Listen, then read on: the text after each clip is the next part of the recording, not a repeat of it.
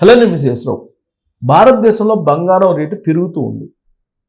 అంతర్జాతీయంగా డాలర్తో పోలిస్తే rupee rate తగ్గింది. మరి ఇలాంటప్పుడు బంగారం రేటు పెరగడం ఏంటి అనుకోవచ్చు.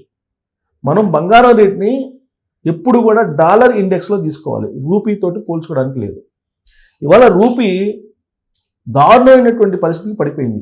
91 రూపాయి పడిపోయింది. గతంలో ఎప్పుడూ లేదు. సెంచరీ తీసుకువెళ్తుంది, 100 రూపాయలు తీసుకువెళ్తుంది. డాలర్తో పోలిస్తే మన రూపీ 100 రూపాయలు తీసుకువెళ్తుంది ఇప్పుడు. ఇది గతంలో ఎప్పుడూ లేదు. నరేంద్ర మోడీ గారు ప్రధానమంత్రిగా 2014లో ప్రమాణ స్వీకారం చేసే నాటికి డాలర్ వాల్యూ దాదాపుగా 64 రూపాయలు 63 రూపాయలు ఉంది. దానికే ఆయన పెద్ద ఎత్తున ప్రచారం చేశాడు. మన్మోహన్ సింగ్ గారి చేతగాని పరిపాలన కారణంగా ఆ రోజున కామన్వెల్త్ స్కామ్ కానీ, 2G స్కామ్ కానీ, బొగ్గు స్కామ్ కానీ వీటన్నిటిని ఉదహరిస్తూ అందుకే రూపీ వాల్యూ పడిపోయిందని చెప్పి నరేంద్ర మోడీ గారు పెద్ద ఎత్తున ప్రచారం చేశారు. ఆ రోజున భారత ప్రజలు అందరూ నమ్మారు. దాంతో నరేంద్ర మోడీ గారు వస్తే 34 రూపాయలకి లేదంటే 44 అలా తీసుకొస్తారు, అట్లీస్ట్ 54 రూపాయలకైనా రూపీ తీసుకొస్తారని నమ్మించారు. సీన్ కట్ చేస్తే ఇప్పుడు భారత స్వతంత్రం వచ్చిన తర్వాత ఇప్పటి వరకు ఇంత దారుణంగా రూపీ వాల్యూ పడిపోలేదు. ఆర్థిక మంత్రి నిర్మలా సీతారామన్ గారు ఏమంటున్నారు, రూపీ వాల్యూ ఎంత పడిపోతే, ఎంత పతనం అయితే అంత మంచిదని చెప్పేసి అంటున్నారు ఆవిడ. రూపీ వాల్యూ పడిపోతుంది ఒక పక్క, భారత ఆర్థిక వ్యవస్థకు సంబంధించినటువంటి ఇష్యూ. కానీ ఆర్థిక మంత్రి ఏం చెప్తున్నారు, మన ఎగుమతులకి దిగుమతులకి ఇదంతే మంచిదేను, ఇంకా పడిపోవాలి అని చెప్పి ఆవిడ ప్రస్తావిస్తూ ఉన్నారు. సో ఒక రకంగా చూస్తే మంచిది అని చెప్పి అనుకున్నా, మన ఎగుమతులకు మంచిదని చెప్పి చెప్తున్నప్పటికీ కూడా ఓవరాల్గా భారత ఆర్థిక పరిస్థితి ద్రవ్యోల్బణం దృష్ట్యా చూస్తే ఆర్థికవేత్తలు ఏమంటున్నారు, ఆర్థిక శాఖ మంత్రి నిర్మలా సీతారామన్ గారు ఇలా మాట్లాడుతున్నారు అని చెప్పేసి అనుకుంటున్నారు. మరి అంత మంచిదే అయినందు కారణంగానే ఇప్పటివరకు ఆర్బీఐ కానీ కేంద్ర ప్రభుత్వం కానీ రూపాయి పతనం అవుతున్నా కానీ చూస్తూ ఉన్నారు. దాని జోలికి వెళ్తలేదు. మరి బంగారం విషయంలో బంగారం మరి యాక్చువల్గా డాలర్ బలపడుతుంది. ఇలాంటి సందర్భంలో బంగారం రేటు తగ్గాలి. ఇది అంతర్జాతీయ సూత్రం. ఇది డాలర్ రేటు పెరిగితే బంగారం రేటు తగ్గాలి. కానీ డాలర్ బలపడుతుంది, డాలర్ ధర పెరుగుతుంది, డాలర్ డిమాండ్ పెరుగుతుంది, బంగారం డిమాండ్ కూడా పెరుగుతుంది. విచిత్రమైనటువంటి పరిణామం ఇది అంతర్జాతీయంగా. ఇది ఎవ్వరికీ దాదాపుగా అర్థం కానటువంటి అంశంగా ఉంది. ఈవెన్ బులియన్లో ఉండేటువంటి నిపుణులకు కూడా డాలర్ పెరుగుతుంది, బంగారం కూడా పెరుగుతుంది. ఇది ఒక భారతదేశంలోనేనా అంటే అవును, భారతదేశంలోనే. జనరల్గా అయితే అంతర్జాతీయ మార్కెట్లో డాలర్ రేటు పెరిగినప్పుడు బంగారం రేటు తగ్గుతుంది, డాలర్ రేటు తగ్గినప్పుడు బంగారం రేటు పెరుగుతుంది. ఇది సూత్రం, జనరల్గా సూత్రం ఇది. కానీ దాని భిన్నమైనటువంటి పరిస్థితులు భారతదేశంలో కనిపిస్తున్నాయనంటే ఖచ్చితంగా బులియన్ చీటింగ్ అనేది పెద్ద ఎత్తున జరుగుతుంది బంగారం విషయంలో అనేది ఖచ్చితంగా ఆర్థికవేత్తలు కానీ అలాగే గోల్డ్ అనలిస్టులు కానీ చెప్తున్నటువంటి మాట.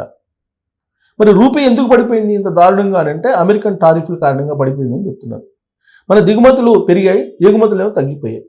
దాంతో వాణిజ్య లోటు అనేది పెరిగింది. ఫలితంగా రూపాయి వాల్యూ పడిపోతూ ఉంది. ఇది 100 రూపాయలకు చేరే అవకాశం ఉందని అంటున్నారు. గతంలో పెట్రోల్ డీజిల్ మీద ఒక 10 పైసలు 20 పైసలు పెంచితే పెద్ద ఎత్తున ప్రజలు రోడ్ల మీదకి వచ్చి ధర్నాలు, నిరసనలు, కార్యక్రమాలు చేపట్టేవాళ్ళు. మూడోసారి ప్రధానమంత్రి అయినటువంటి నరేంద్ర మోడీ గారి హయాంలో పెట్రోల్ డీజిల్ 100 రూపాయలు దాటిపోయింది. 107 పెట్రోలు 108 దాకా ఉంది. డీజిల్ అదే రేట్లో ఉంది.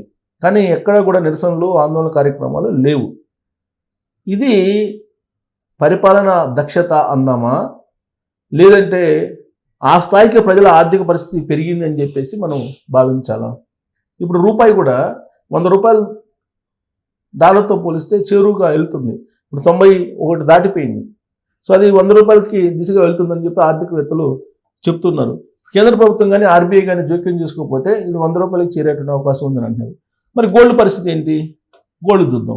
నవంబర్లో $4 బిలియన్ పరిమితమైంది. 5 నెలల కనిష్టానికి వాణిజ్య లోటు. సో 60% తగ్గిన పసిడి దిగుమతులు తగ్గాయి, 60% తగ్గాయంట.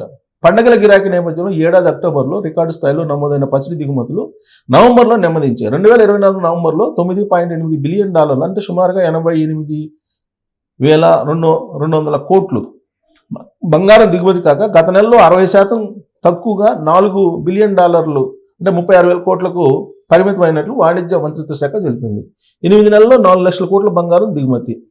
గత ఏడాది ఏప్రిల్ నవంబర్లో $43.8 బిలియన్, అంటే సుమారుగా 3,94,000 కోట్ల విలువైన బంగారం దిగుమతి అయ్యింది. ఎప్పుడు? గత 8 నెలల్లో.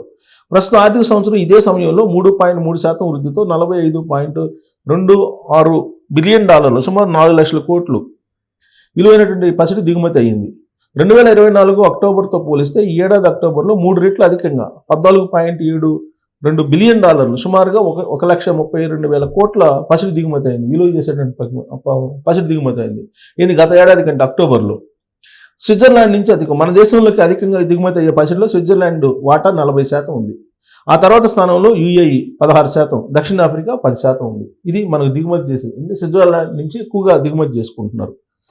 పుంజుకున్న ఎగుమతులు. ఇంజనీరింగ్, ఎలక్ట్రానిక్స్ వస్తువుల ఎగుమతులు పెరగడంతో దేశ వాణిజ్య లోటు. దిగుమతులు, ఎగుమతుల మధ్య అంతరం. నవంబర్లో 5 నెలల కనిష్ట స్థాయి అయిన $24.53 బిలియన్, సుమారు 2,20,000 కోట్లు పరిమితమైంది. ఎగుమతులు నవంబర్లో 19.3% పుంజుకొని $38.13 బిలియన్ చేరింది. పసిడి, చమురు, బొగ్గు, కోకు వంటి దిగుమతులు తగ్గడంతో ఈ బిల్లు భారం 1.8% తగ్గి $62.66 బిలియన్ చేరింది. ఈ ఆర్థిక సంవత్సరం నవంబర్లో ఎగుమతులు 2.6% వృద్ధితో $292.07 బిలియన్, దిగుమతులు 5.59% పెరిగి $515.21 బిలియన్ చేరడంతో వాణిజ్య లోటు $223.14 అంటే సుమారు 20 లక్షల కోట్లకు ఉంది. సో ఇది అంటే కొద్దిగా ఎగుమతులు పెరిగాయి అంటారు, వాణిజ్య లోటు తగ్గింది అంటున్నారు. మరి ఇప్పుడు ఈ రిపోర్ట్ కను వాస్తవ పరిస్థితికి భిన్నంగా ఉంది. ఇప్పుడు బంగారం దిగుమతి తగ్గింది.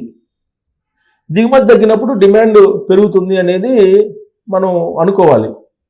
ఆ కారణం చేత బంగారం ధర పెరిగింది అనుకోవాలి. లేదు, డిమాండ్ ఎంత ఉంటే అంత దిగుమతి చేసుకునే అవకాశం ఉంది.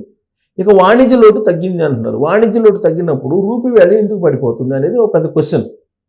వాణిజ్య లోటు తగ్గితే రూపీ వాల్యూ బలపడాలి, కానీ రూపీ వాల్యూ తగ్గుతుంది. ఇక టారిఫ్లు ఉన్న అమెరికాకి అధిక ఎగుమతి. మన ఉత్పత్తులపై అమెరికా 50% టారిఫ్ అమలు చేస్తున్న మన అగ్రగామి ఎగుమతి గమ్యస్థానం అమెరికాకి కొనసాగుతుందని చెప్తూ ఉన్నారు ఆర్థికవేత్తలు. సో అమెరికా మీదనే ఎక్కువ ఆధారపడి ఉండే ఎగుమతులని. ఇక రూపీ వాల్యూని చూద్దాం. రూపీ వాల్యూ చూస్తే ఇక్కడ చూడండి, రూపీ వాల్యూ చూస్తే ఇది దారుణమైనటువంటి పరిస్థితి. రూపీ $1కు 91 దాటేసింది. సెంచరీ దిశగా టైం. రూపాయి విలువ మరింత అత్యంత దారుణంగా పడిపోయింది. గతంలో ఎప్పుడు లేనంతగా రికార్డు స్థాయిలో క్షీణించింది. $1తో పోల్చుకుంటే రూపాయి విలువ ఏకంగా 91 రూపాయలను దాటేసింది. ఒక దశలో గరిష్టంగా 91.07 చేరింది. కొద్ది రోజుల కిందట 90 రూపాయల మార్కును దాటింది రూపాయి విలువ. అతి తక్కువ సమయంలో 91 రూపాయలను కూడా దాటడం అనేది అత్యంత ఆందోళనకరం. కేంద్ర ప్రభుత్వం నిర్వహించే అంతర్జాతీయ లావాదేవీలన్నీ కూడా డాలర్ మీద ఆధారపడి ఉన్న ప్రస్తుత పరిస్థితుల్లో రూపాయి విలువ 90ని దాటడం దేశ ఆర్థిక వ్యవస్థను మరింత ఒత్తిడిలోకి నెట్టే అవకాశం ఉంది. ఇది రికార్డు స్థాయి పతనం. గతంలో ఎప్పుడు ఈ రేంజ్లో రూపాయి విలువ పడిపోలేదు. రూపాయి విలువ ఆ స్థాయిలో పతనం కావడంతో అటు కేంద్ర వాణిజ్య మంత్రిత్వ శాఖ కానీ ఇటు రిజర్వ్ బ్యాంక్ ఆఫ్ ఇండియా కానీ దిద్దుబాటు చర్యలు తీసుకున్నట్లు కనిపించలేదు. చేయరు. ఎందుకంటే ఆర్థిక మంత్రి నిర్మలా సీతారామన్ గారు చెప్తున్నారు రూపాయి ఇంకా పతనం కావాలని. ప్రస్తుతం ఆర్థిక సంవత్సరం ప్రారంభంలో 87 రూపాయల వరకు కనిపించిన రూపాయి 3వ త్రైమాసిక చివరి నాటికి 90 రూపాయలు దాటేసిందంటే దాని పతనం ఎంత వేగంగా కొనసాగుతుందో ఇట్టే అర్థం చేసుకోవచ్చు. సోమవారం నాటితో పోల్చుకుంటే ఒకేసారి 30%, 0.3% అంటే 30 పైసలు మేర క్షీణించడం అనేది మింగుడు పట్టలేదు. అటు స్టాక్ మార్కెట్లపై stock exchange, national stock exchange నష్టాలతో ఆరంభమయ్యాయి.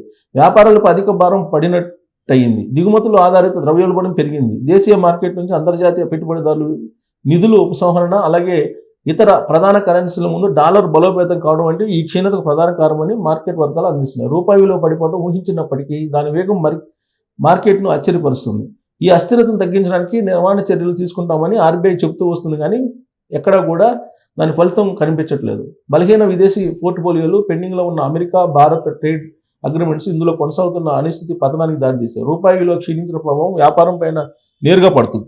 ముడి చమురు, ఎలక్ట్రానిక్స్, పారిశ్రామిక వస్తువుల దిగుమతుల భారం ఖజానాపై పడుతుంది. సో అంతర్జాతీయ మార్కెట్లో ఇప్పుడు మన దిగుమతులు పెరుగుతున్నాయి, ఎగుమతులు తగ్గుతున్నాయి. కాకపోతే ఇప్పుడు ఎగుమతులు వృద్ధి రేటు చూపిస్తున్నారు, కానీ ఎగుమతులు వృద్ధి చెందినప్పుడు ఆటోమేటిక్గా రూపాయి బలపడాలి. దానికి విరుద్ధమైనటువంటి పరిస్థితి. అంటే బంగారం కానీ రూపాయి కానీ అంతర్జాతీయ నిపుణులకు కూడా అర్థం కాని విధంగా భారతదేశంలో బంగారం రేటు పెరుగుతుంది, రూపాయి పతనం అవుతుంది. సో ఈ పరిణామం భారత ఆర్థిక వ్యవస్థకి ఇబ్బందికరం అని చెప్పి ఆర్థికవేత్తలు చెప్తున్నారు. మరి మీరేమంటారు అని దాని మీద ట్రోల్ చేయొచ్చు. Thank you.